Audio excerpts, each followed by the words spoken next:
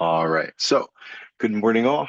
Thank you for joining us on this fine Tuesday, beginning of September, as we get going into the 25-26 school year. My name is Joe Moran. I am the Director of Data and Research. My division oversees the Student Information System, the Staffing Information System, which we are about to hear more about today, as well as the Statewide Longitudinal Data System, or SD-STARS. The purpose today will be to give you a short, brief training on the general usage of the Personnel Record Form, or as we call it, the PRF. This is the annual collection that is due by school districts to report all of your certified and non-certified staff and the assignments that they are filling in your building and entity for the upcoming school year to meet all federal and state reporting. Please note this session will be recorded and is being recorded now. So while we will make certain pauses and stops in the presentation to answer questions, we do ask that you hold any specific questions that may indicate specific people or situations till the end, where we can turn the recording off and allow for you to ask anything you need to in confidence.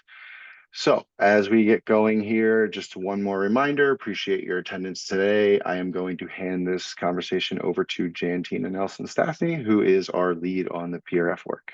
Jantina. Hello and welcome. My name is Jantina and I'm your main contact for the personal record form. It's also known as the PRF system.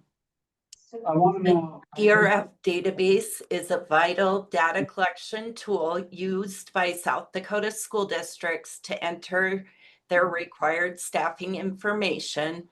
The data collected through the PRF serves several important purposes: federal and state reporting, research conducted by state and national organizations, and public information requests.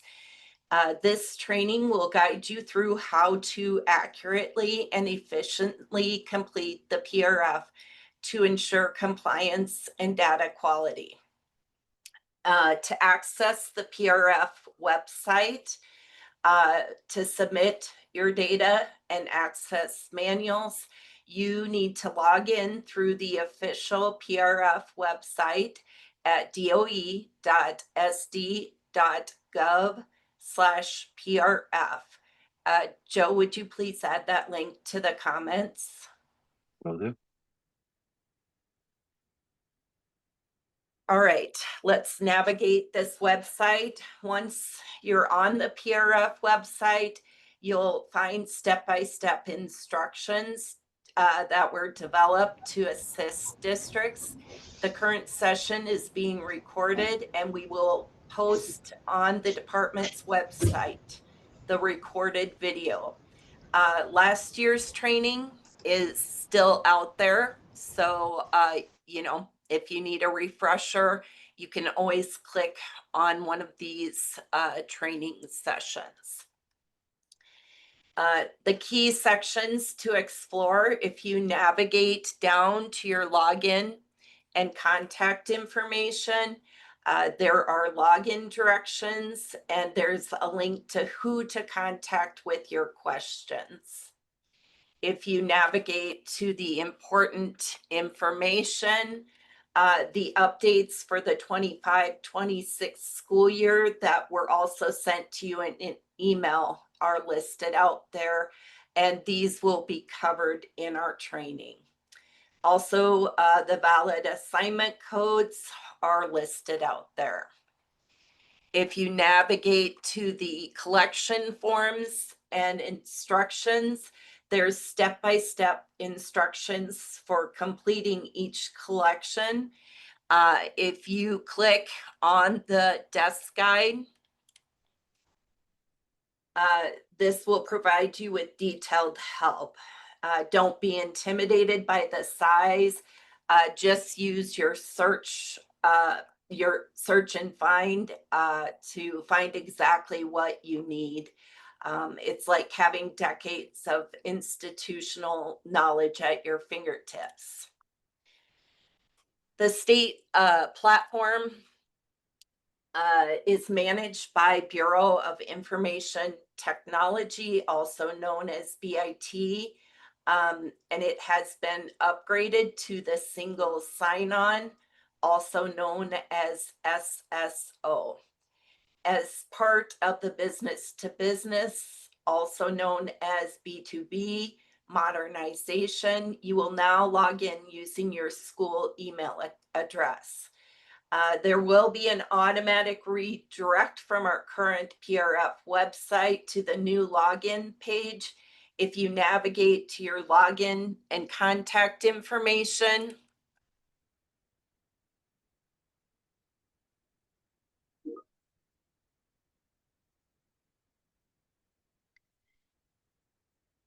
and click in the login to the PRF system, be sure to update your bookmark to the new login site. Joe, could you put this link in the comments so they can add bookmarks if needed? Got it in there right now. Okay. The primary contact at your district can now manage who has access to the PRF system as long as the user is still with the district. Most users should already be set up on your based on your education directory submission. Chris has been working on that. If you need help logging in, please contact Chris Booth. Joe, you could put DOE PRF at state.sd.us in the comments, and she can help you if you're having troubles right now or later. Chris, would you mind turning your camera on for a moment to say hi and introduce yourself? Yeah, hi, Chris Booth, and yeah, I'm here to help you log in. And this is usually if you don't have a K-12 email address and you're with a public school district, it's easier for you to log in. It's the non-pubs that tend to have issues logging into the system, but I'm here to help with that. Thank you.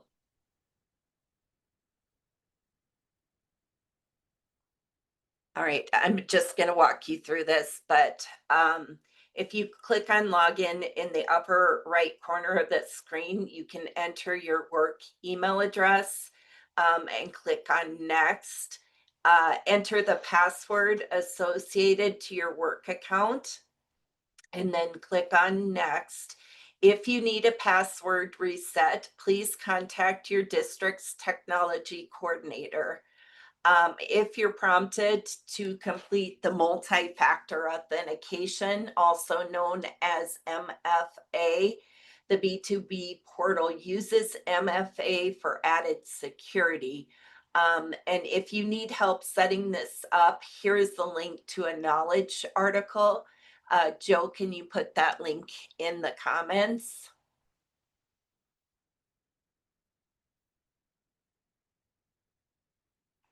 And this system allows you to manage the user access in the PRF system. As the primary contact for your district's business account, you can either grant access to coworkers who need to enter PRF information, or you can disable users' access who have left the district. Please note, you can only do this if you are listed as the primary contact. This role was assigned based on the PRF contact from the educational directory. If the primary contact has left, please contact us to assign a new one. For those of you that are the primary contact, let's grant access to a coworker. If you click on services in the top menu bar, under the category menu, you can select business account administration. Then you can click to create a business account, and then you can submit a request. You just need to fill in the required information and then click on this submit button. Once you've got that submitted, you need to email DOE at doeprf@state.sd.us to request PRF portal access for your new contact, and we'll get that approved. Now, to take away someone's permissions, click on your information in the top menu bar, and then click on contacts in the drop down. Click on the name of the contact you'd like to update, and then click on the update button in the upper right side of the screen. On the next screen, you'll see an option to disable login. This will prevent the user from signing into their account.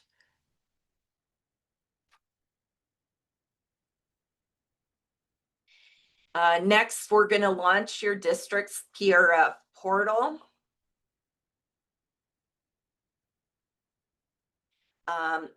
So to access your district's PRF portal and submit data, you need to click on services in the top menu bar. Under the category menu, select DOE. Note, if you don't see DOE in your categories, you can contact us at doeprf@state.sd.us to request access. It probably just needs to get approved. Next, you're going to click on the personal data collection to open the PRF portal. It will automatically default to your district. For demonstration purposes, I've set up a fictitious K-12 district with sample schools called Apple Blossom. Note, if the portal does not default to school year 2026, you'll need to manually switch it using the school year dropdown. You can only modify data for the current year. All other school year collections are locked down and read only.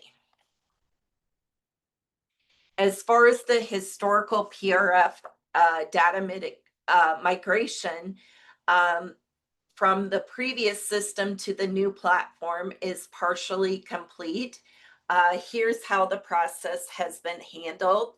The recent years, 2017-18 through 22-23, the data management team successfully migrated and validated 6 years of data into the new system. You now have access to longitudinal data that reflects the actual snapshot of the information, with the exception of 2023. Note, the new software vendor did not have the programming set up correctly in 2022-2023 to lock the data. As a result, the system recalculated data based on certain certificates that were issued after July 1st, 2023, which unlocked the data after the collection. We were working with the vendor to correct this, but unfortunately we ran out of funding before we could resolve it. Despite this, districts can now review and report on historical trends using the validated data from 2017 to 2025. Older years, the 2000 to 2001 through 2016, 2017, these data sets are prepared and ready, but due to time and budget constraints, they have not been migrated or validated into this portal yet. As validation is completed, these historical records will gradually be made available to the districts. Exploring the PRF landing page. As you get familiar with the layout of the PRF landing page, you'll notice that the terminology and components are designed to feel familiar, especially if you worked in the previous PRF platform. If you click on the view requirements to begin reviewing what your district is expected to submit. Here's how you can understand your district's data requirements. This screen provides a visual overview of the data requirements specific to your district. It helps clarify which menus and collections you'll have access to based on your district type and the data you are required to submit. Let's take a moment to explore this screen. It will help you understand exactly what information you'll need to complete your data submission. An example would be that only public schools and co-ops are required to submit salary information. If you're in a private or tribal school, that field will not appear for you. This tailored view ensures that each district only sees the data entry options relevant to them. And this reduces confusion and streamlines the process. It helps you avoid submitting unnecessary data collections by hiding irrelevant fields. If you navigate and click on staff management, the available options should match what you see under view requirements. If you navigate and click on district information, again, the options should align with what's shown in the view requirements.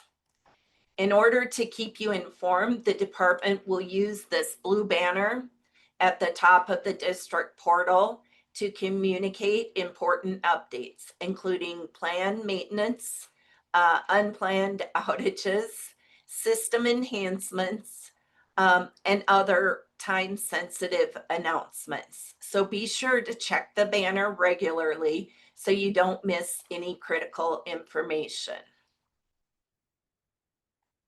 Step one is the qualified staff by assignment. If you navigate to your district information and then click on your qualified staff, you can use the drop down on this screen to select a specific assignment. This tool will, let's pick a specific assignment, 4th grade. Click on view.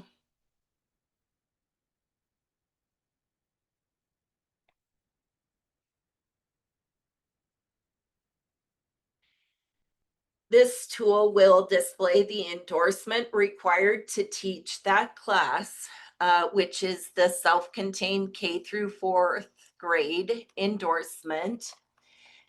This will automatically filter your staff list to show only those who are currently certified to teach it, which is Mickey Mouse. This helps support staffing decisions during turnover by clicking or by checking if any current staff are properly certified to temporarily or permanently fill a vacancy. This feature is especially helpful during scheduling, hiring, and when reassigning staff mid-year.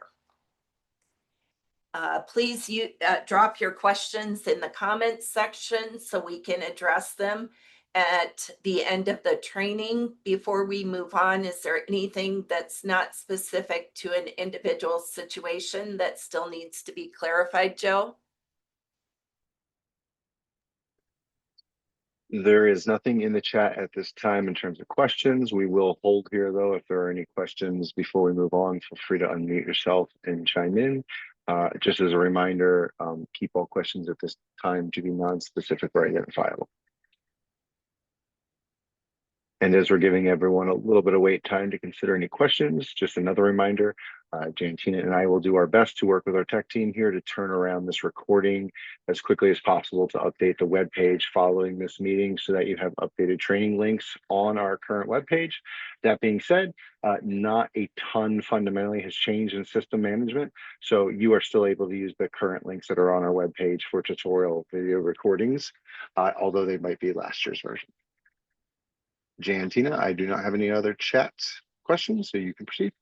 Okay. Step 2 is the attendance center information. If you navigate to your district information and click on your attendance centers.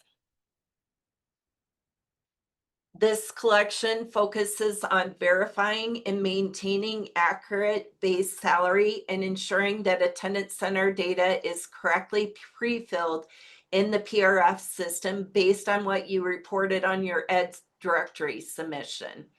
Here's the key things. You need to verify the teacher base salary. The public schools and the co-ops will see this, but the public schools, the statewide minimum teacher salary for state aid accountability in fiscal year 2026, which is the 2025-2026 school year, is $45,563. That's the minimum.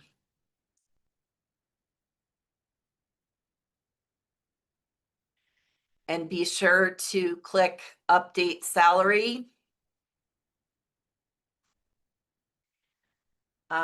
You enter the starting salary for a teacher with 0 years of experience and a bachelor's degree at your district. Do not include in this figure additional pay for advanced degrees or additional pay for years of service. The base salary is district specific and separate from the negotiated salary entered in each educator's individual record, where the advanced degree and the years of service salary is included. The base salary is used to generate errors on the assurance statement. It flags any educators whose reported salary falls below the district base salary. If your district renegotiates salaries mid-year to meet teacher compensation, I should say if your public district renegotiates, remember to update the base salary figures accordingly here. As far as the South Dakota teacher compensation accountability reminders for public schools, the minimum teacher salary for fiscal year 2025 was set to $45,000. In fiscal year 2026, this minimum will increase annually based on the state education funding formula increase of 1.25. Which at the minimum would be $45,563. You can set it higher. Accountability requirements. Each school district must increase average teacher compensation, salary plus benefits, so that the cumulative increase since your fiscal year 2024 is greater than or equal to the cumulative percentage increase in the target teacher's salary.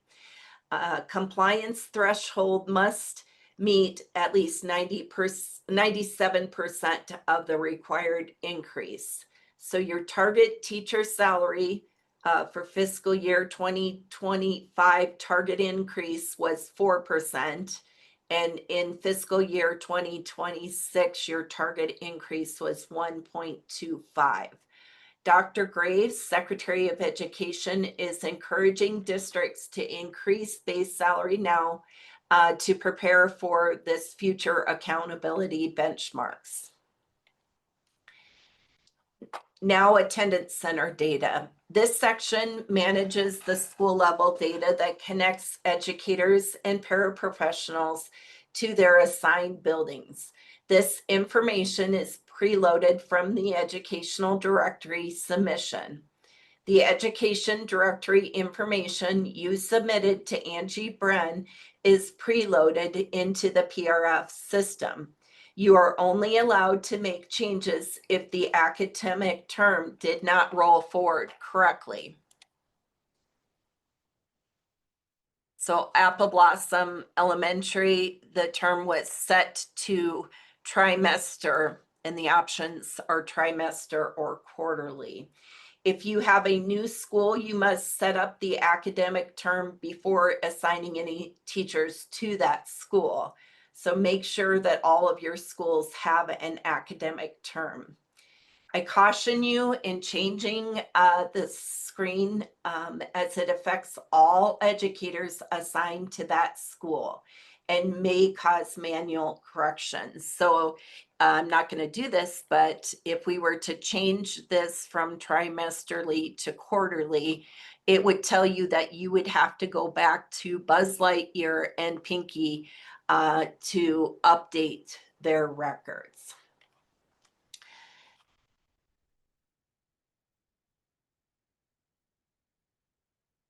Also, you're going to notice system-wide school.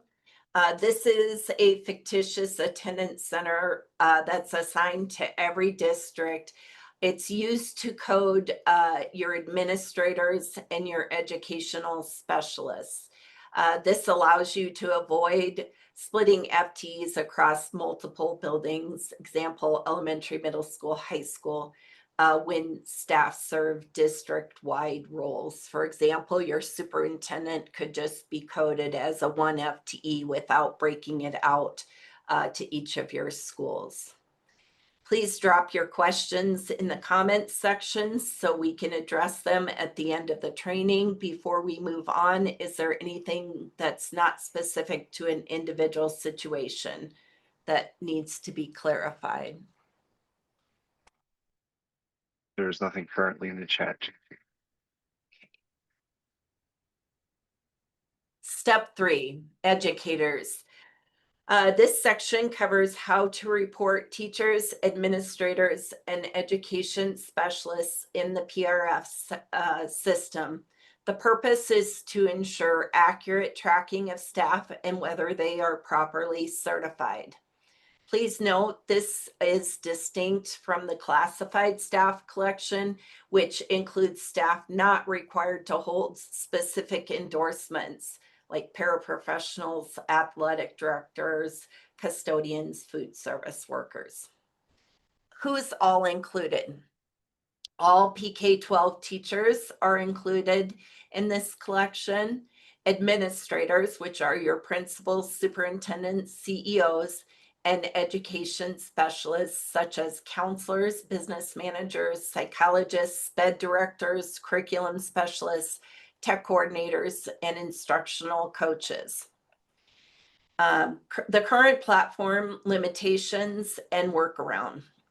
In the past, some PRF contacts would print a report by staff person that included all classes rolled over that were assigned to each educator the previous year. These printouts were then handed to the building principals to mark up with red pen, indicating what each educator is teaching for the current year. The PRF contact would then use the notes to update the PRF platform. Due to ongoing development issues, the printable reports are not available, but here is a workaround. If you navigate to your reports and go to the reports by staff person, you can highlight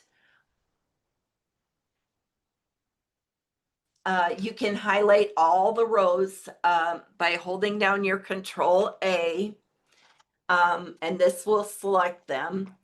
And then you can export the report by staff person by copying and pasting them into a spreadsheet. Be sure to remove social security numbers before sharing this document, and ask principals to use the track changing, or they could just simply turn the font red to indicate they made a correction. Once they make the corrections for this year's class schedule by teacher, you can start uploading or updating them into the system.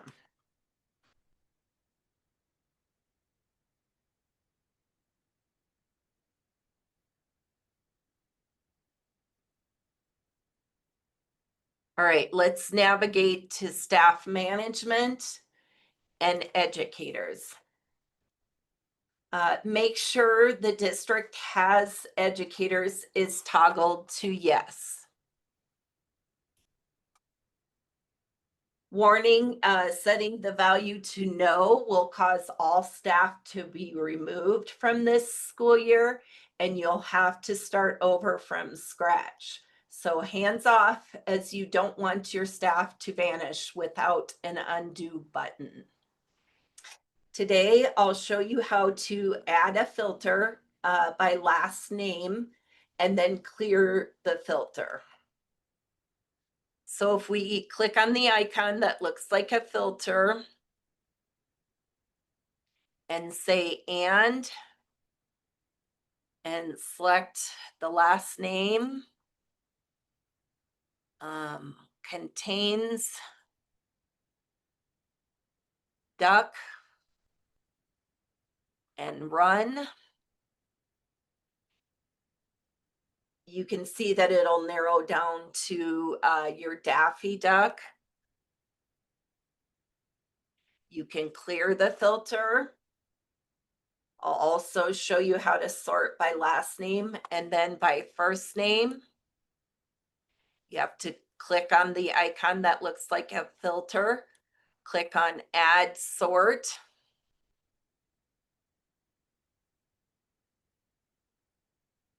You can pick last name,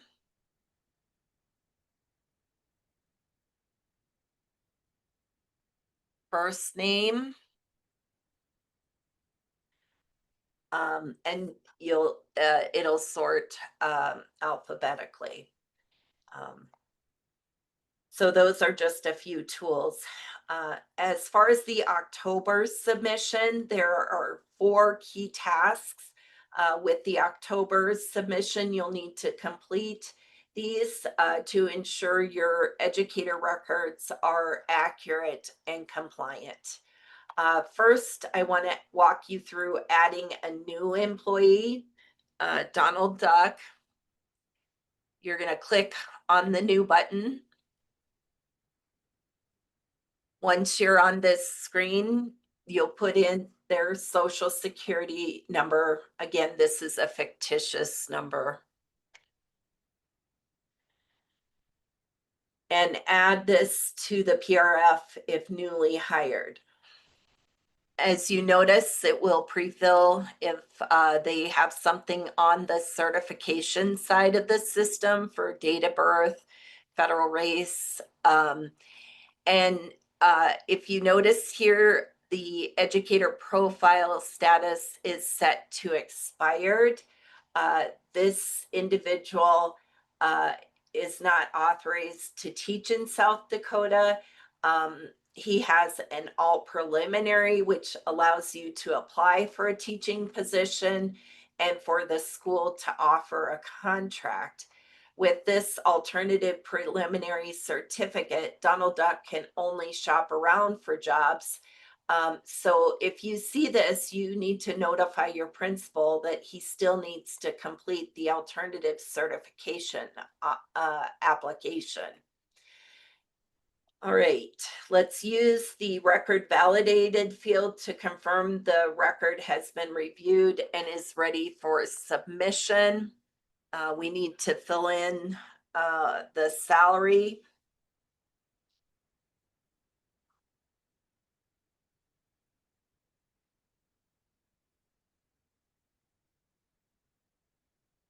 Based on being a new employee, the years of experience would be 0. Record validated, you would say yes.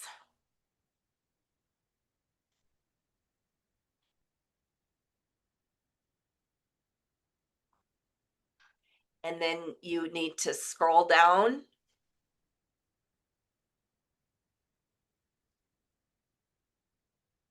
Pick your attendance center. Pick your position code.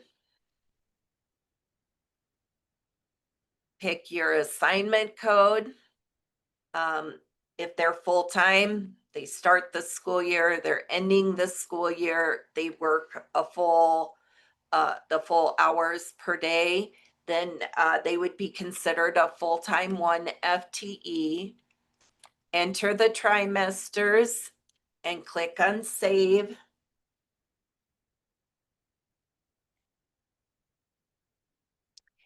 And you do have to go back to Donald Duck's demographic record.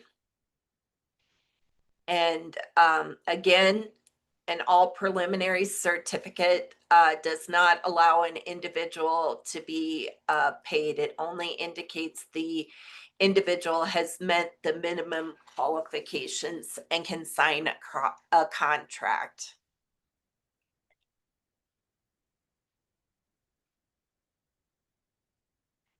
So again, you have to add all your new employees. The second thing you need to do is update existing staff. If we look at Minnie Mouse, if she signed a 25-26 contract, her 24-25 data rolls forward. And you would need to update the salary to reflect the new negotiated agreement for this year.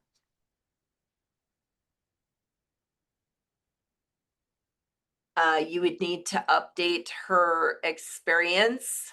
Let's see, she was just instructional, so previously she must have done some ed specialist and admin. So I'm just going to update the total teaching experience. And then you need to make sure her class schedule stayed the same. If that class schedule stayed the same and rolled forward correctly, then you can just say record validated and save.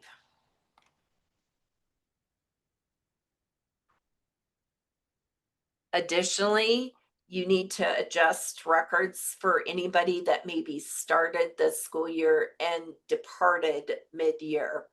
If we look at Mickey Mouse, if he worked part of the 25-26 school year and left, you do not mark him as no longer employed. This will be handled in the 26-27 collection. This year, you have to account for the portion of the time that he was employed with your district.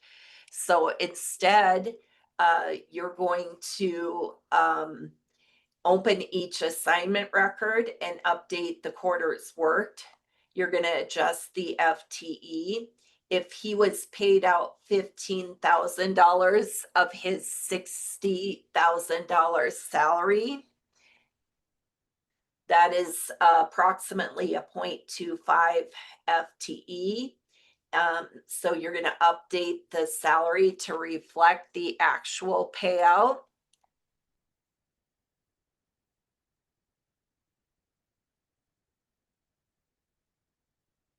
And then you need to come down to the assignment records. If we were to take 25% of a 0.72, that's about a 0.18 FTE. And again, if all 3 trimesters were there, you would remove trimester 2 and 3 because he was only here for trimester 1, and click save. Go back to Mickey's record. Update that second assignment record, which 25% of 0.28 is a 0.07. And again, this is just trimester 1. So you need to make sure to remove trimester 2 and 3 and save.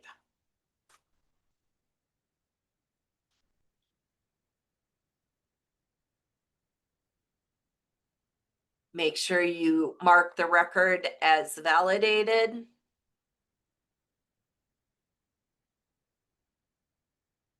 If you notice, your salary here is $15,000. The adjusted instructional salary, is converted to a full-time employee's rate of pay. And that determines reasonableness on our assurance statement. So you're going to still see, a figure close to what the full negotiated agreement was. But that's just used for our assurance statement.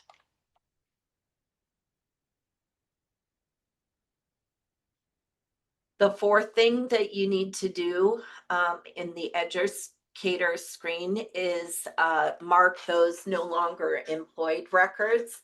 These are people that have never worked a day in 2025, 2026, and they were employed last year, but again, did not work a single day in the current school year. So if we look at PUMDA,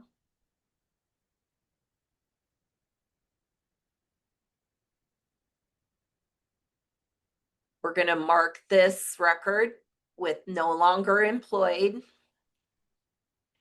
And this individual got employed in another accredited South Dakota school district. It will ask you if the vacant position filled the first day of school, and you'll have the option of, yes, it was filled on the first day of school. That will generate a turnover record. If you mark it as no, it was left vacant, it will generate a vacancy record in the vacancy collection. And again, you're going to validate this record and save. The other example I'll give you for a record that will generate either turnover or vacancies is Pinky Paulson.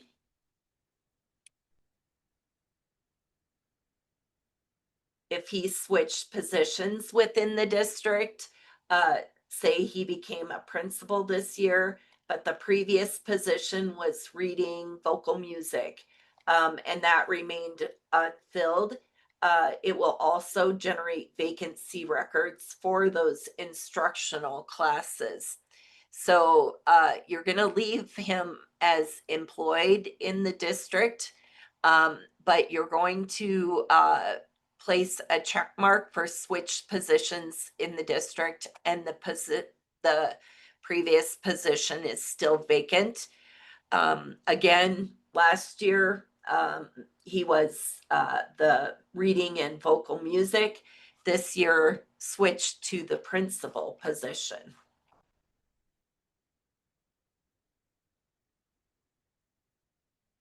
Once you have all your records validated, they will show up on this screen, and you can use this to show records that you need to go back to, but you want to get all the records validated. Another use in the educator screen is for substitute teachers. When a long-term substitute is acting as the teacher of record for more than 45 cumulative school days, they must be added to the PRF as a long-term substitute. As far as timing, right now with the school year starting in August and this collection due in October, there likely won't be many long-term substitutes to report yet. However, when the PRF system reopens in January for the end of year closeout, you'll likely have more long-term substitutes to report at that time. Okay, so one of the ways to define a long-term substitute teacher is defined as an individual with a valid or active without a valid or active certificate who is serving as the teacher of record for more than 45 cumulative school days in a single assignment. So our example today is Mr. Potato Head. Mr. Potato Head was hired for 46 days at $175 per day. as a special education teacher of record in a vacant position while the district pursues a contract for a certified teacher. You will submit the long-term sub waiver, and you will submit a PRF record because this person is acting as the teacher of record for more than 45 days without a valid certificate. So when you report this, you need to make sure that your status is long-term substitute. And it's a little bit of a guessing game, but if this person was employed for 46 days at 175, that's $8,050. As far as the FTE calculation, if they're there 46 out of 175 total contract days, the FTE would be about a 0.26.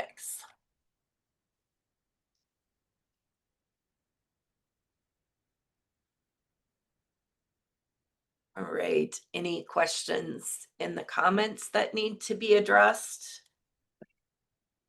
There are no questions at this time. We would also just quickly send out another reminder to the group if you've joined since we've started. We are recording this. We will post everything to the webpage as soon as we get done and clean it up. If you do have questions, please feel free to unmute yourself and come to the meeting with the questions, as long as those questions are not specific in nature or identifiable information. If you have some of those, we are happy to wait online following this training. All right, step 4 is the plans of intent. If we navigate to district information and go to plans of intent, this section explains how plans of intent and corrective action plans are automatically generated in the PRF system based on the certification data held in the educator certification system. The purpose of this collection is automatically generated based on what you entered in the educators section. It helps you identify gaps in licensure. It tracks staff who are not yet fully certified for their assignments, and it outlines how they will become certified through district supported plans. There's 2 different types of plans. The corrective action plan, I'm going to cover first. It's referred to as CAP. Corrective action plans are used when an individual is actively pursuing certification, but is not yet fully licensed for their assignments. The key points: once the educator obtains their license, the status column will show that the CAP is completed. Now is the time to review your corrective action plan list and alert your principals. They should have a heart-to-heart conversation with these educators. Educators on the corrective action plans do not count towards teacher compensation unless they hold a valid license by the second Friday in June. The example we're going to use is Mr. Potato Head.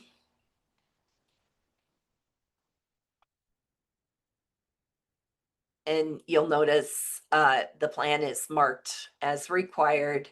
It hasn't been submitted, so it still has a piece of paper with a pencil. If they've been submitted, they turn to an eyeball.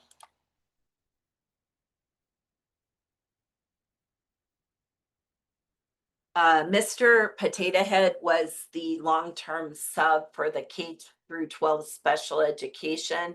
His plan of intent, you'll have to select temporary. The reason hired field should be marked as the long-term sub with a waiver. For the plan of action steps, the plan of action steps for him, need to complete the waiver application using the administrative rule waiver application for long-term subs. Joe, would you put that link in the comments? Yes. needs to gain school board approval and need to email the completed waiver and school board minutes to DOE accred@state.sd.us. Joe, would you also put the accreditation email in the comments? Yep, pulling them out right now, Jantina. Okay, thank you. Jantina, Yeah, if you have a moment, we did receive a question. Looks like Richard from Rapid City, wondering if there are any functionalities of the PRF website that have changed from last year. Is everything the same? Uh, Richard, I think our general comment here would be, in short, they do remain the same. The process should remain the same. There, you will notice small modifications based on the development work. But from a collection standpoint, everything should remain exactly the same, as we haven't had much policy or rule change on that side. Tina, would you agree with that? yeah. We have the updates link on our PRF website. It was also sent out through email. There are a couple, reports on those expiring certs that you guys will need to handle now. But a lot of this collection stayed the same. Perfect. And I will send a link to the direct updates document so that if people are curious, they can grab that. Yeah. All right. As far as the planned completion date, most school boards meet monthly, often on the second Monday. So plan accordingly. And you can submit that date as the planned completion date. Don't forget to submit the plan of intent so it gets switched from being marked required to being marked submitted.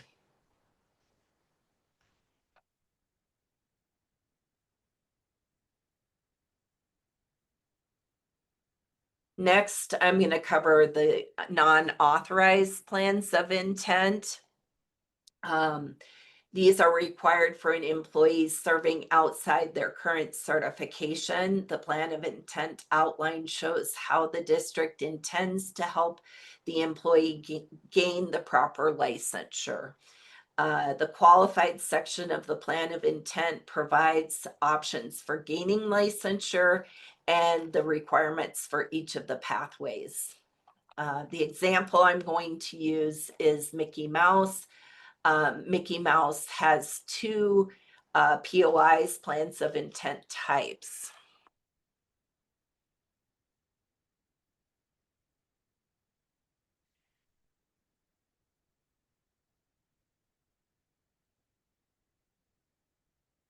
The one plan of intent will be marked as a content for algebra.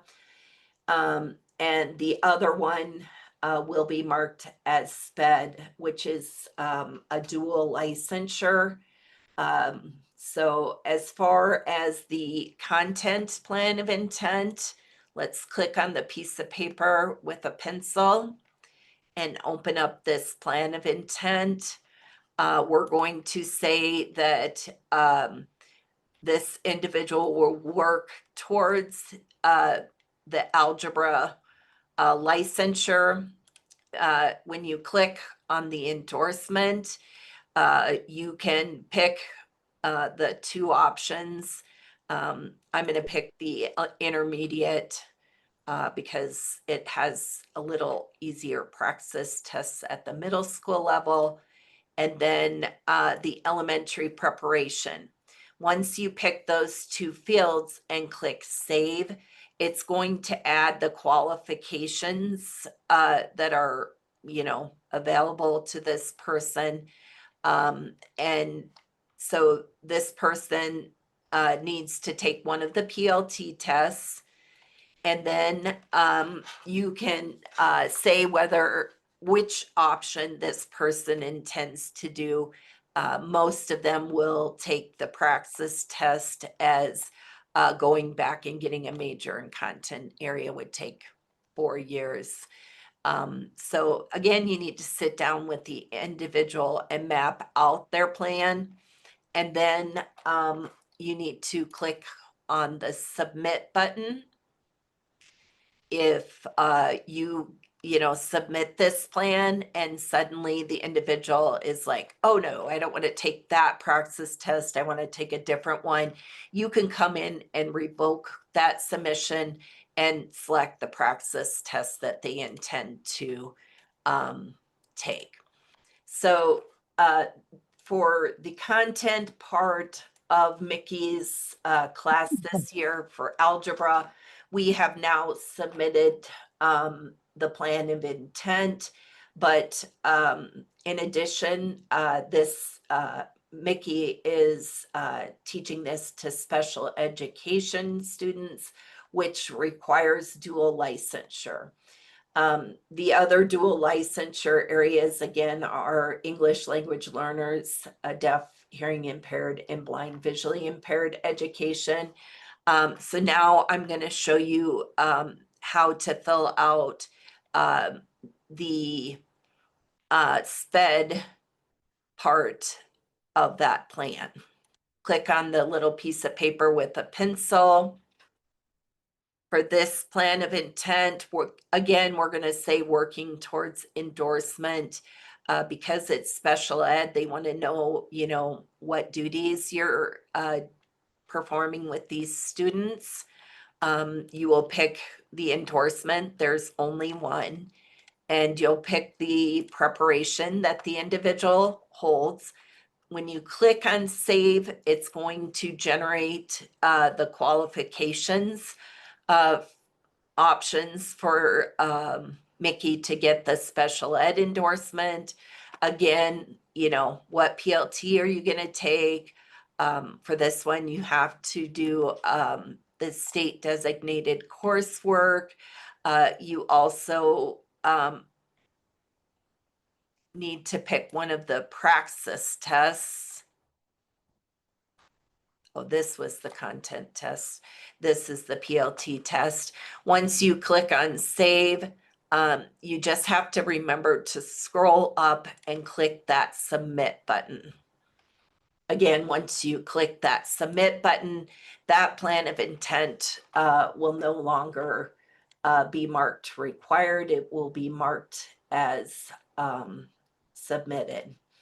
And once the certification office were to process something, you'll see these get marked as completed. As far as the follow-up process, if an educator states they applied for the endorsement over the summer, the principal can verify the status of their application through the appropriate system, which is the certification portal side of this system. Once the endorsement is officially issued, the plan of intent, if it's still marked as required in the system, it will automatically be removed. If it was marked as submitted and that endorsement gets added, it will get marked as completed. So the principal, you know, will need to sit down with the educator, and I'm going to say okay to that. And verify that they have submitted their application.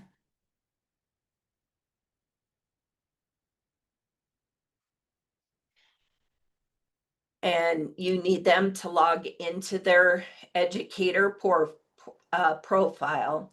Joe, can you put the link in the comments? Yes. That educator, Mickey, will need to log into their account.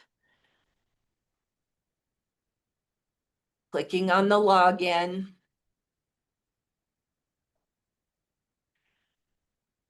Put their email address in.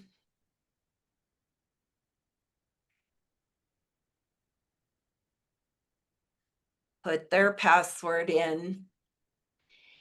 If they submitted an application, like they're telling you, you will see a view application status, and you can view the status of that application to check. If the application is incomplete,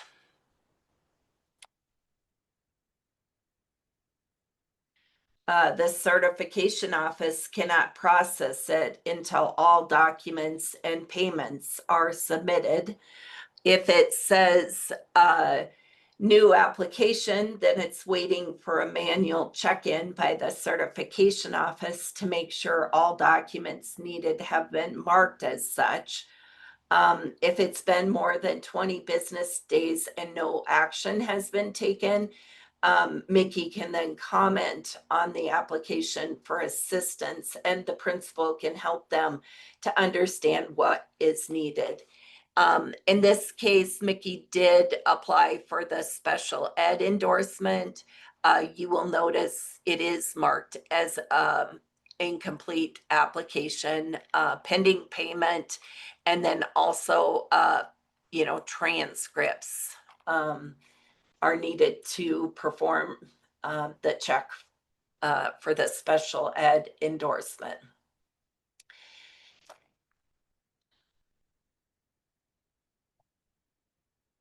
The educator can view what the PRF contact entered on the plan of intent in the PRF platform. The system will display the specific steps the district indicated the educator, Mickey in this situation, intends to complete in order to gain the required endorsement. This information is automatically communicated to the educator through their certification profile, ensuring transparency and shared accountability between the district and the educator.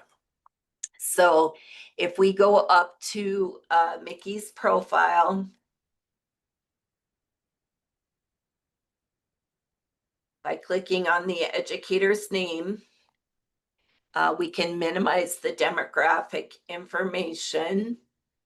And then down here, we can click on the plans of intent to view what you submitted for this individual. If you discover that no active applications existed for Mickey, you could assist Mickey at this point in submitting a new application through the educator certification system. You just simply need to click on apply to view the suggested options and begin the application process. So as far as other certification system actions, as far as educators without a social security number, if the individual has not yet been issued a social security number, they can create an educator profile on the certification side of the system.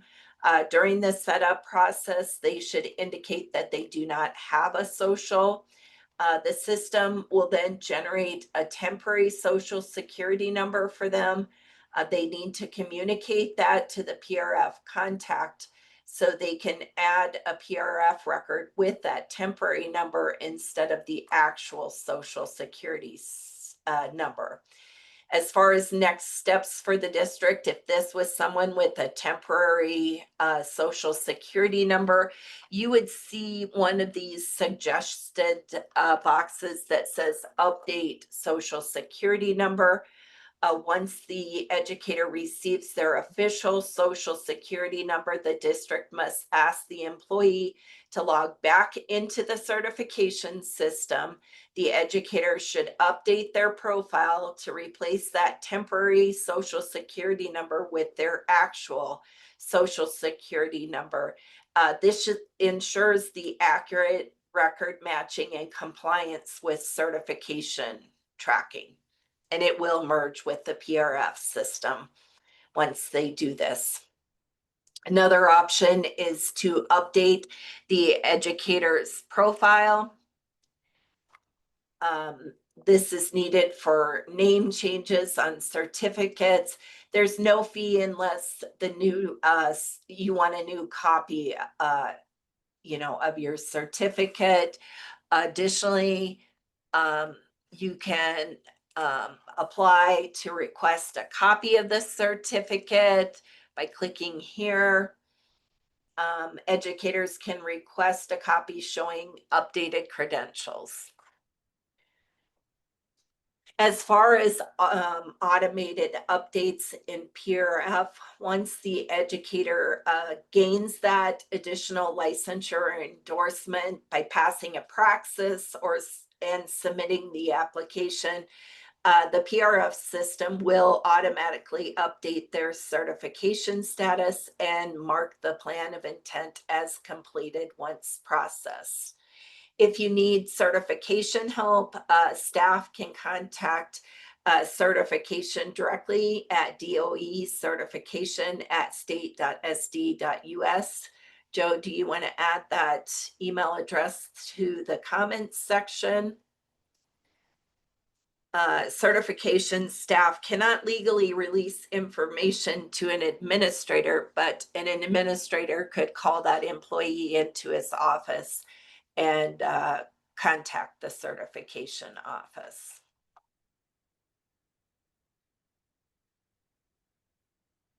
Any questions?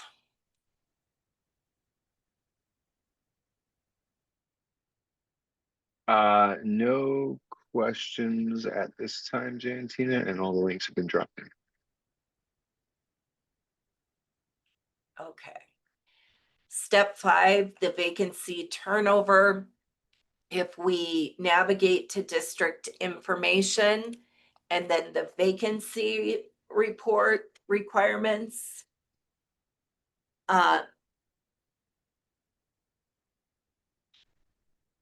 vacancy information must be supplied for all staff who were reported in the previous school year but are no longer employed in the current year and whose position was not filled on the first day of school. I walked you through one of those examples, and I also walked you through the one that switched positions. As far as the 1-year look back logic, this collection uses a 1-year look back to identify assignments that were unfilled as the first day of the school for school year 25-26. It automatically populates assignments for staff marked as no, it was left vacant, or if they're marked as yes, it was filled. It helps districts track unfilled positions that are marked as vacant, multi-year vacancies, turnover trends. It also allows you to list new positions that weren't able to be filled. The purpose of the vacancy turnover collection is to track open assignments at the start of the school year. It identifies attrition from the existing workforce and new positions due to the year-to-year net changes. This helps the state understand staffing gaps and hiring trends. How vacancy turnover records are generated. There are 3 main ways to generate records. The no longer employed, the switched positions, and then there's the multi-year vacancy. As far as no longer employed, for staff employed in the 24-25 school year, but not returning in 25-26 school year. If marked as yes, it was filled, it will generate a turnover record behind the scenes. You're not going to see these on this screen. If marked as no, it was left vacant, it will generate a vacancy record. Pumbaa created records in the vacancy report menu. Those that switched positions in the district, if a staff member changed roles and their previous position remains unfilled, a vacancy record is generated. The example we went through was Pinky moved from the middle school reading vocal music teacher to principal. The multi-year vacancies, it was left vacant records that were marked as vacant on the first day of the 24-25 school year were automatically rolled over into the school's this school year's current collection. These records have been updated from a vacancy status to a multi-year vacancy status. Adding new vacancies. You can use this button to add vacancies only for those positions that went unfilled and are new hires this year and didn't exist the previous year. You just click on this new button to add a new vacancy. Do not include positions that became vacant after the first day of school.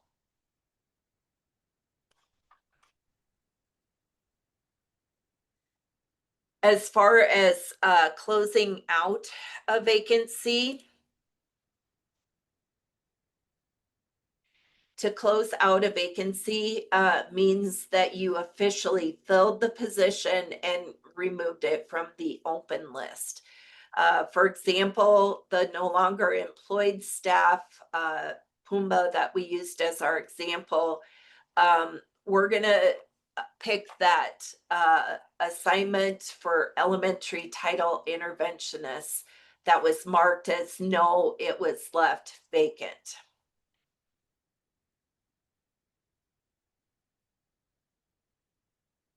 If you see these three dots, that means it's still working and you can't select it yet. All right, which one did I say?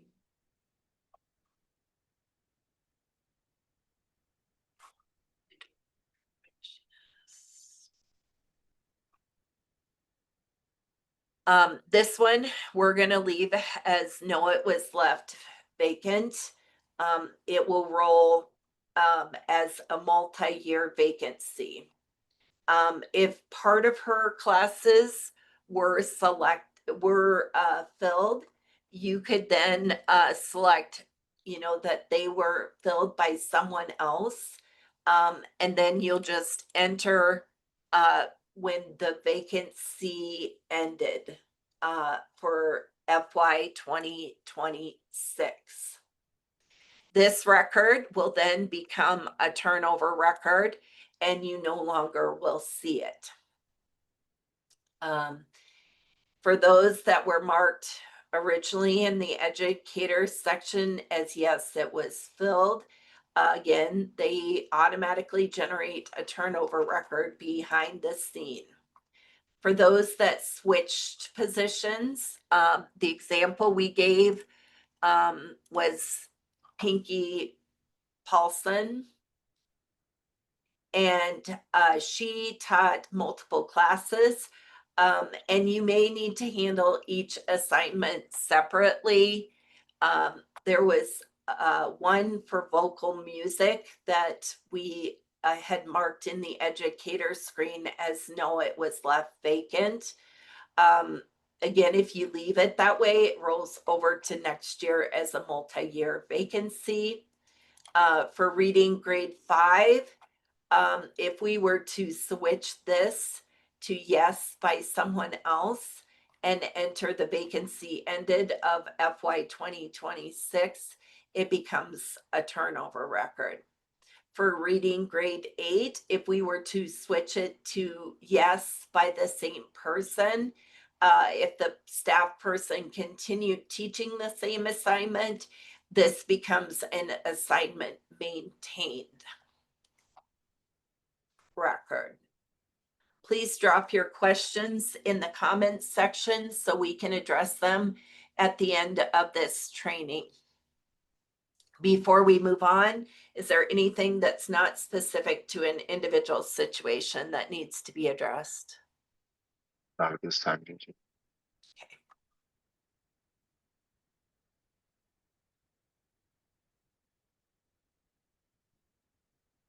All right, step 6. If we navigate to the staff management and classified staff. Again, make sure district has classified staff is toggled to yes.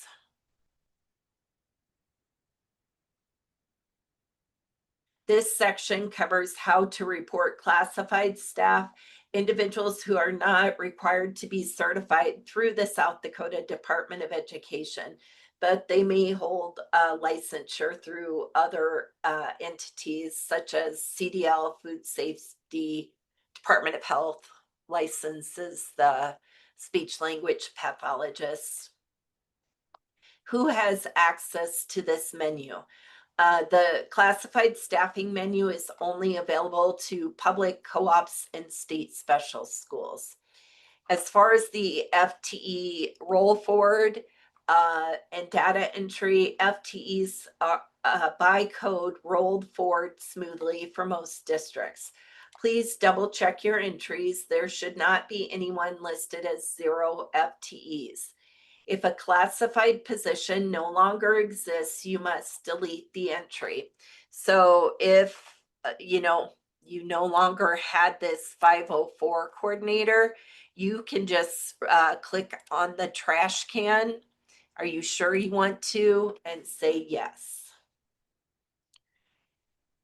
As hours change for classified staff, you need to be sure to update their FTEs accordingly. So like if you ended up hiring, a cook baker for a little more time, you can update that FTE.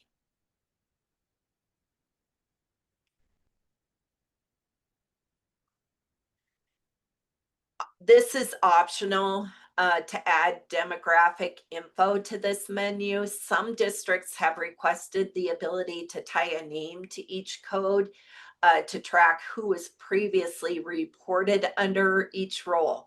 While it's not required, you can add demographic info for clarity.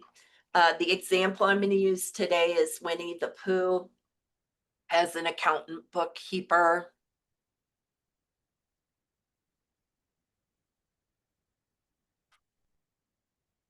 And if you notice under the classified code and FTE, there's a classified individual list. And you can see, the demographic information tied to this.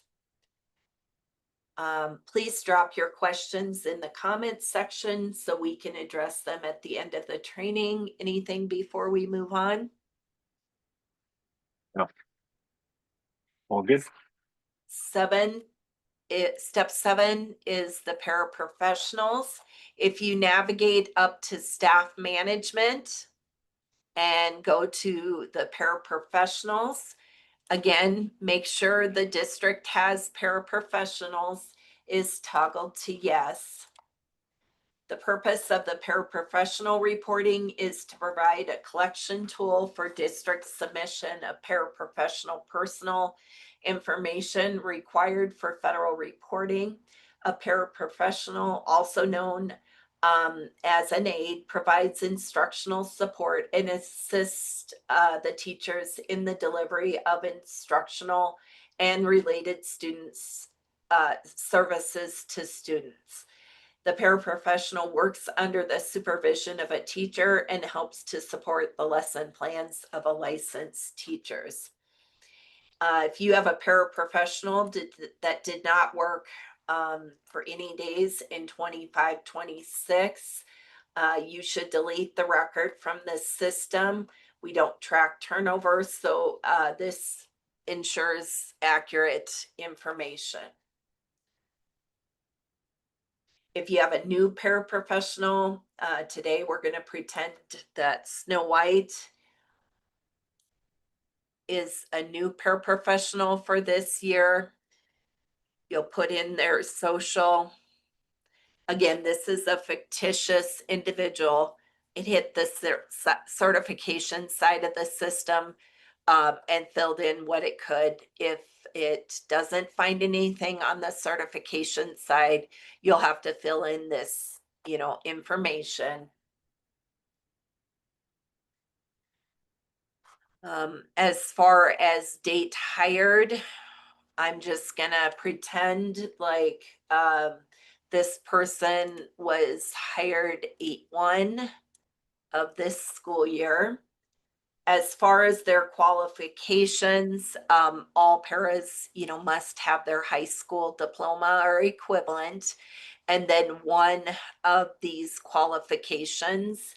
Um, and so I'm just gonna say pass state test. There, once you have the demographic information entered, you can add, what school they're employed at by clicking on the new button here. You'll pick the school they're employed at. You will pick which funding source. And then you're going to have to, break out the FTE for this individual. The FTE should reflect the actual time worked. If they work 30 hours out of a 40-hour week, do not report full-time 1.0 FTE unless that is considered full-time at your district. Otherwise, report them as a 0.75 FTE. So I'm going to say they spent some time in each of these.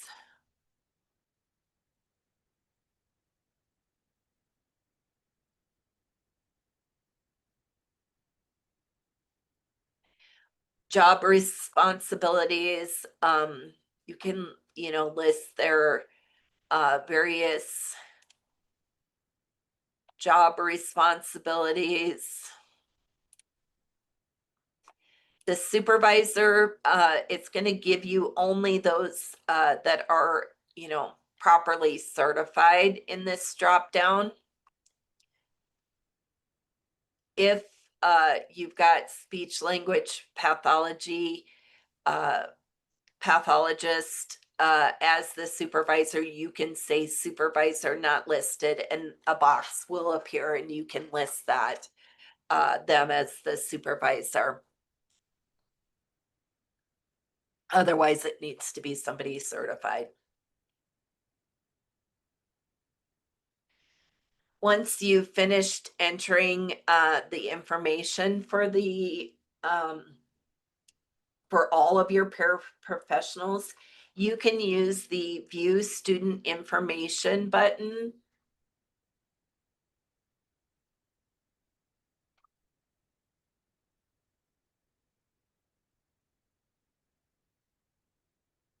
And this feature lets you see the breakdown of those serving students in special ed ages 3 to 5 or 6 to 21, speech language pathology. This view will also show whether each paraprofessional is qualified or not for the area they are serving. Changes for paraprofessionals, the parapro test is one of the things we listed in that new updates for this year. It's being updated to the new para pathways. During the transition, these candidates may choose either test, and both of those tests meet federal requirements for paraeducators working in Title I supported programs. Your contacts for paraprofessionals for special ed, you can contact Beth, and for title paraprofessionals, you can contact Jordan. Joe, do you want to put their numbers in the comment box? Jordan or Beth, if you're on the call, do you want to turn your camera on for just a moment and say hi and introduce yourself? Sure, I'll go first. I'm Jordan Barlick. I am the Title Programs Administrator and can answer questions around the qualification for paras as it relates to title programs.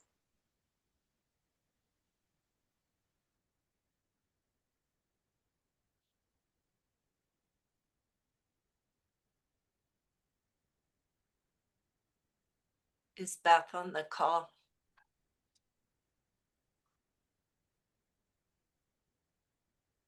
I am. It just takes me a while to find the buttons. Yeah, no They're worries. not always easy to find. I'm Beth Schultz, and I'm with the special ed office and work with the teacher qualifications and qualifications that paras may need for doing the special ed work. Thank you to both of you.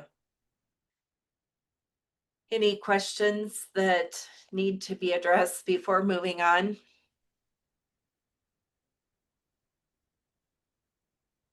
Not seeing any right now, Jantina. And I am just about to drop in Jordan's email, so all the email contacts will be in there. Okay. All right, step 8 is the bus driver collection. If we navigate to staff management and click on bus drivers, the purpose is to collect and maintain accurate records of school bus driver licensure for training and training. Each driver must hold an active licensure and they must complete required training at least once every 5 years. As far as what you need to do, the drivers who did not work one day in 25-26, you can delete their record from the system by clicking on the trash can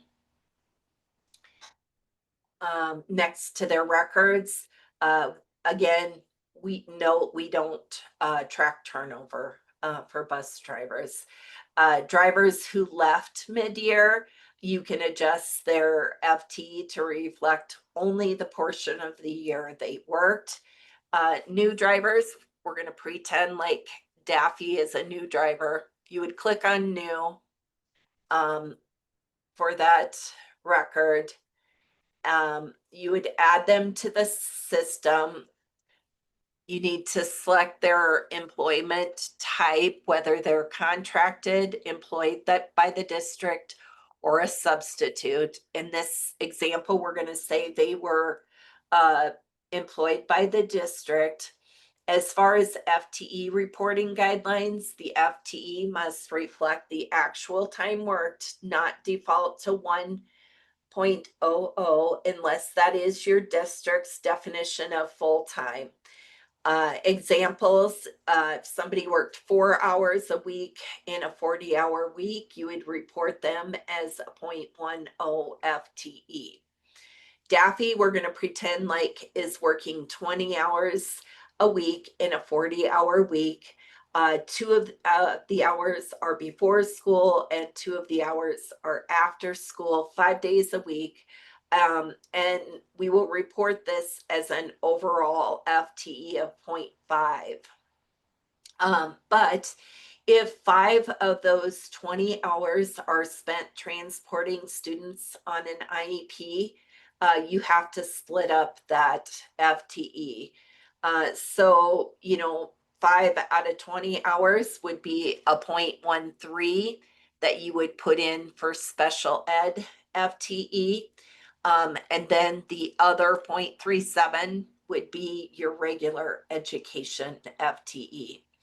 If your district uses a different full-time standard, if it's 30 hours a week, just adjust accordingly. Training requirements. So anyone who drives a bus this is required for anyone that drives a bus and required to have a CDL. It is not required for drivers of vehicles that do not require a CDL, such as those 15 or less passenger vehicles.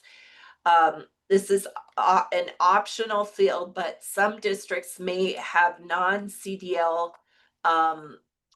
drivers complete the entry-level drivers training just for familiarity. So you must enter that they've had that training in the past 5 years.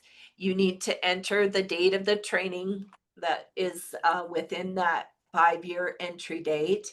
As far as licensure and vehicle type options, if you, this again is an optional field, but if you have no South Dakota CDL required, if selected, the system will not check for a South Dakota CDL.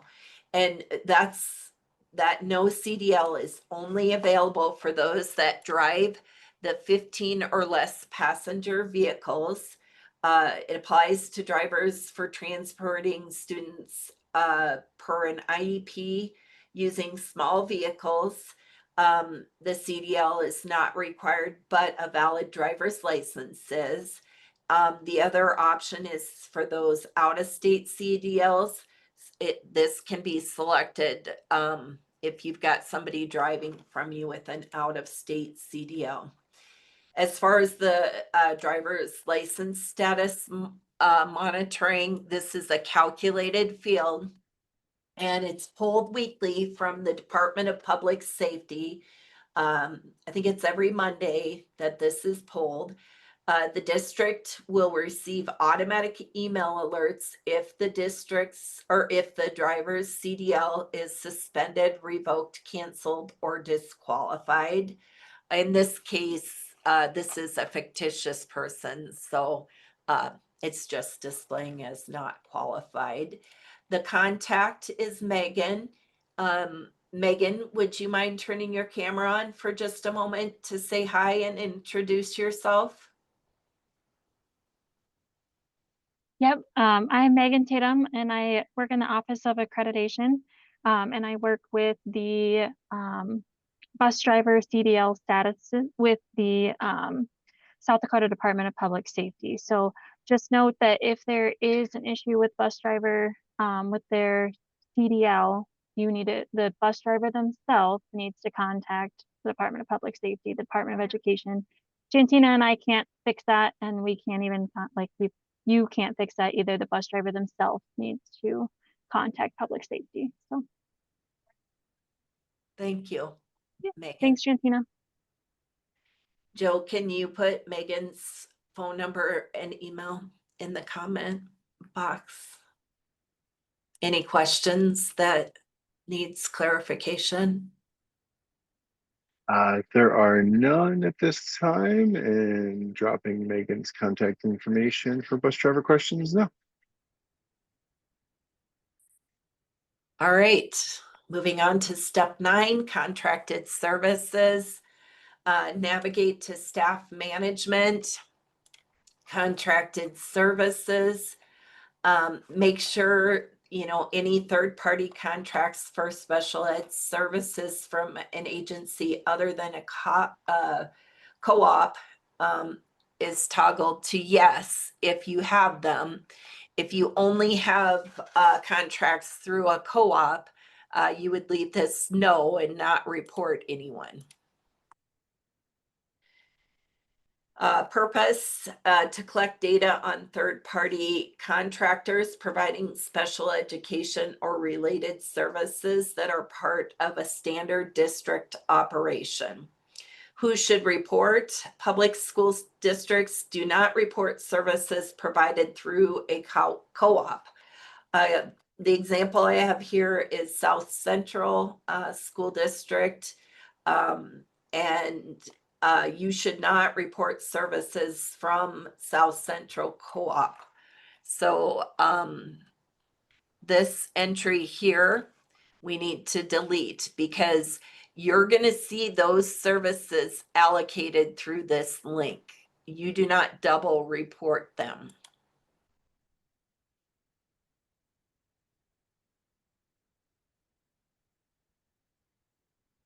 Again, these services will be allocated by the cooperative as they have a district portal. Validation process. Once co-ops and virtual providers mark their records as validated, you can click on this link that says co-op virtual district services and view how services are allocated back to your district. Be sure to share the data with your special education director to confirm the accuracy. Right now, you might not have any allocated services because the system just opened up and they might not have marked their records as updated yet. So check back. I can't show you it because they're, as a fictitious district, they don't allocate any services there. Okay, example of a scenario of when to report services. Let's pretend like Gastron is employed by Avera Hospital and provides speech language pathology services to this district. The district is paying the third-party hospital for these services.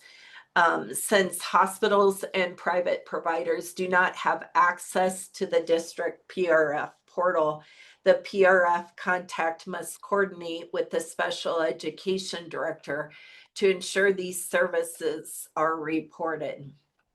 As far as the details on the contracted services, there is a provider type. You can either pick hospital or private provider. This example, I'm picking the hospital. As far as the provider name, I'm going to input Avera. The attendance center is the school where the services are delivered. We're just going to pretend like it's at the elementary. And then as far as the classified or assignment code, you use the classified code when there is no licensure offered through the DOE certification office, and you use the assignment code when there is a licensure offered and recognized by the DOE certification office. So in this case, I picked a classified code. Speech language pathologists are licensed through Department of Health. You know, historically they have been licensed through DOE, but we no longer offer the licensure. As far as the FTE, you will break those out by students served, whether it's ages 3 to 5 or 6 to 21, and then you will click save. Any questions that need to be addressed? There are no questions at this time, Gentia. All right. Step 10, extracting reports. An important note, the reporting tool is still under development.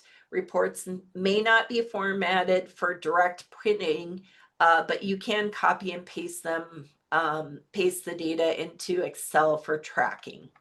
So if we navigate to reports and we go to the expiring certificates, this is new this year.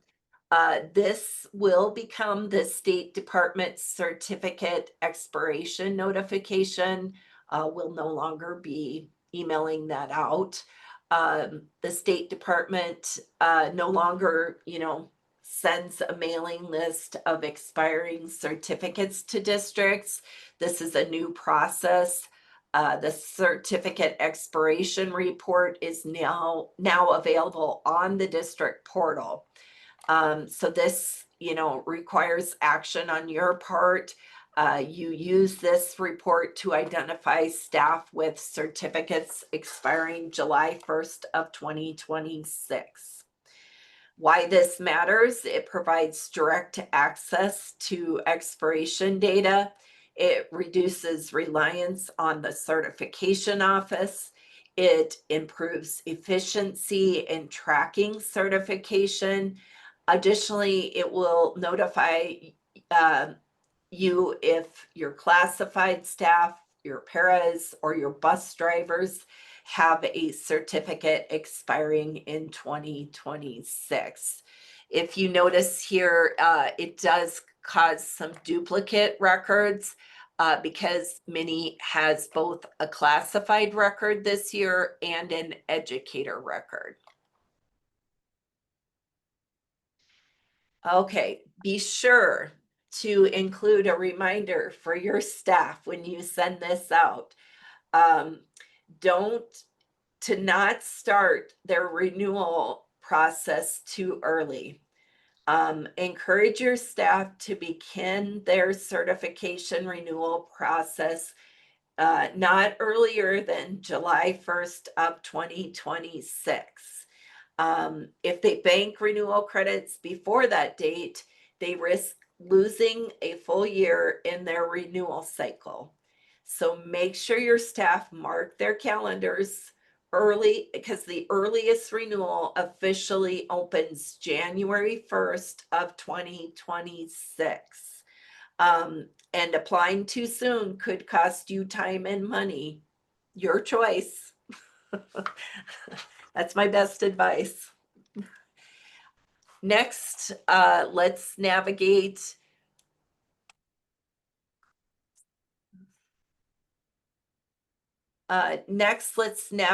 to reports, teacher compensation.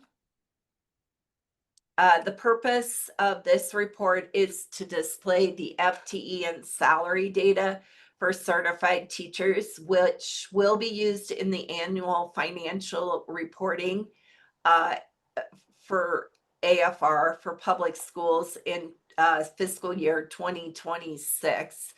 The data source, this information gets pulled from the personal record form system before July 1st of 2026.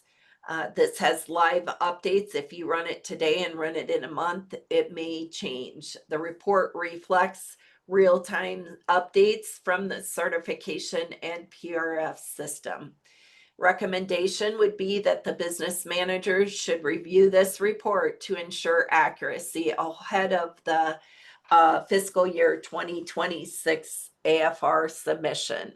I've talked to Bobby and Chrislyn, and they say it's going a little bit better this year. Not as many corrections on AFR. So be sure to give this information to your business manager. And again, there's additional reports that you can run, from here.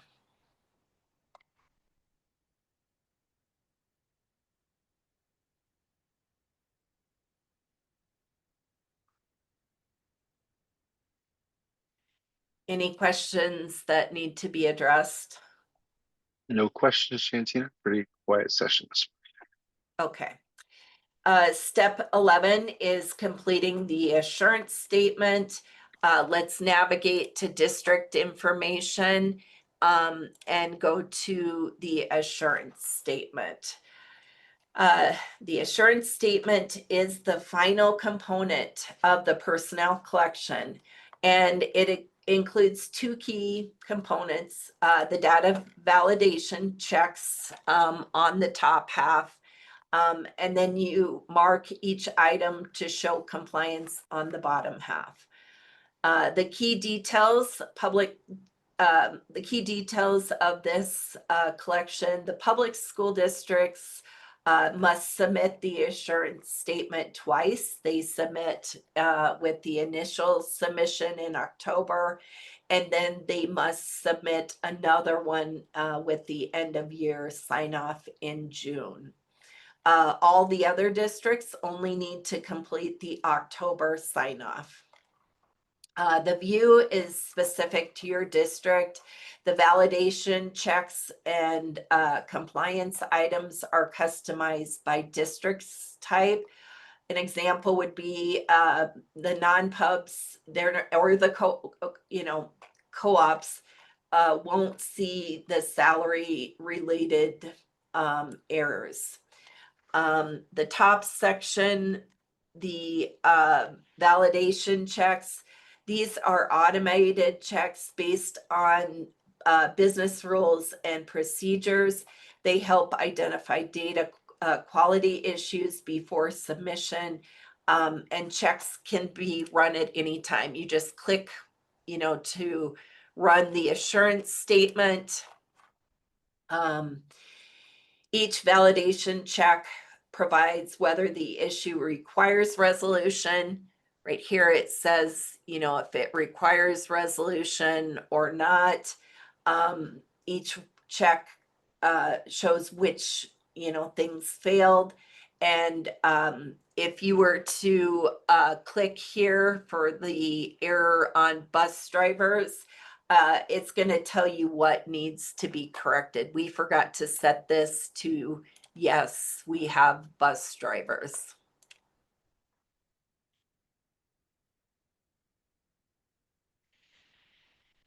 And if we rerun this, we'll notice that that error will go away.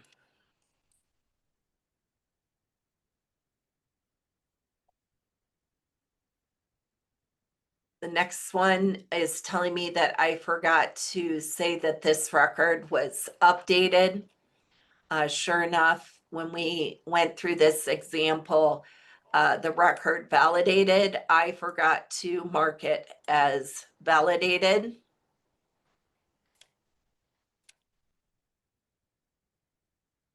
Again, you can keep narrowing down the errors that require resolution. The other one that requires resolution is the plans of intent. And I forgot to submit one for Donald Duck. He was the one on that alt preliminary that needed to apply for the alternative route. And I'm going to pick an endorsement, pick a preparation. Once I click save, it'll give me my options.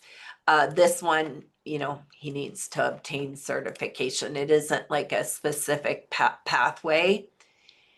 And I need to remember to submit that so that it changes from required to submitted. And then when I rerun this assurance statement, hopefully I've cleared all my errors that require resolution. Some of these, don't require resolution. The instructional salary reasonableness, if we were to look at this, it will narrow down the records. Mr. Potato Head, we expected this was a long-term sub. The salary is going to be below that base salary that we entered. But this one doesn't require that I correct it, but you should look at that adjusted instructional salary and the FTE and determine if these are accurate. In this case, this is someone paid a daily rate, so it is accurate. And we can, leave it as an error. The bottom section are accreditation compliance items. These can be completed as time allows. You don't have to wait until you're ready to sign off. As long as you save your progress, there's a save button right here. Before exiting this screen, it'll keep this. So like if you had certain data, immunization records that are missing, you can use the comment box. You can still sign off, but you can use the comment box to state, or explain who has not submitted something. Once, all of this is complete, you've got all your errors that require resolution, and you've got check marks in each and every one of these boxes. There's a button at the bottom that says sign off, and you will be able to sign off on your data.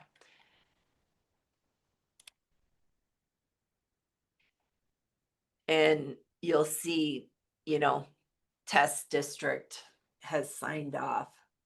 After signing off, if it's still before October 15th, you could come in and you could revoke your sign off and you can make a correction. You just have to remember to come back in and sign off. Once the system is signed off, the system is locked for edits, but it is, still allows the district to print out reports. any questions that need to be addressed before I close out this? So Jay and Tina, there are two questions that popped up. I'll address the second first. Is there a specific length of time that would classify a sub as long-term? So to respond to that, I did submit the desk guide for the PRF link. So that'll take you right to the PRF page. It'll open up the desk guide document for you. The long-term substitute guidance is found on page 22. That being said, the short answer is 45 days, and that's determined various ways, and those are defined in the guidance manual. Jantina, did we get that one okay? Yes, I just walked them through one example. Yep, perfect. And then the other one, a question of who do we say has to submit in October versus June versus just October? In general, the guidance is that everyone submits in October, as that is our federal reporting guidelines that we are held to. And then public school districts primarily come in and clean up their information in June for accountability and other reasons to make sure their data is updated. There are specific districts that do different things, and I will tell you that the link I provided for the desk guide in the chat also has that table on page 5, district type reporting requirements. So if you have a question in terms of what you do and don't report and when, in general, everyone in October, primarily public schools, co-ops, and others in the June collection, but specifically the chart that identifies every type of report and when it's being reported can be shown on page 5 or in the system. Jantina, if you'd be so kind to go to the home page there that you're showing. Just click the SD, click that South Dakota link there. Should take you to the home page. So if you drop to the home page, GNT is going to click the view requirements link right on the home page of the PRF system itself. And this is the exact same document that is in our desk guide with a slightly just different look to it. So here is where you can also find who reports what. Other than that, I believe all the questions have been answered. We will pause here. I will stop recording at this time so that we can answer any independent questions. If you don't have any independent questions, please feel free to reach out and ask. I'm sorry, I just noticed a couple of one-on-one questions. Looks like posting recording will be done after this meeting, probably next week at earliest. Both questions were about recordings and when they be posted. So at earliest, we anticipate all of these being done next week. That being said, there's only one person who is able to do this stuff in our department. So give us a little bit of time, and you should know that the previous links will vastly get you the same information. This is just updated for some small changes to our interface on the webpage side. So at this point, really appreciate everyone's participation this morning. I'm going to end the recording. If you do not have any questions, feel free to leave the room. And if you do, please hang tight and we will try to answer them as best as possible. Thank you.